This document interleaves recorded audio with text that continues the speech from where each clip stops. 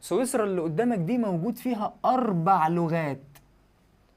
بص كده، 4 لغات ايه؟ 4 لغات رسمية. يعني ايه 4 لغات رسمية؟ يعني يحق لسكان الدولة كلهم أي حد فيهم يتكلم بأي لغة من ال4 براحته، مفيش مشكلة خالص. يبقى دي اسمها لغات ايه؟ لغات رسمية.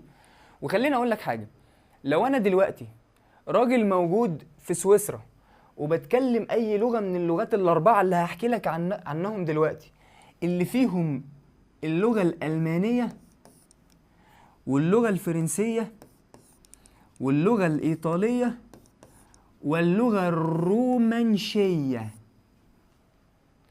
أنا دلوقتي راجل واحد من سكان دولة سويسرا بتكلم ألماني، فلما أروح أطلع الهوية بتاعتي أو البطاقة بتاعتي بطلعها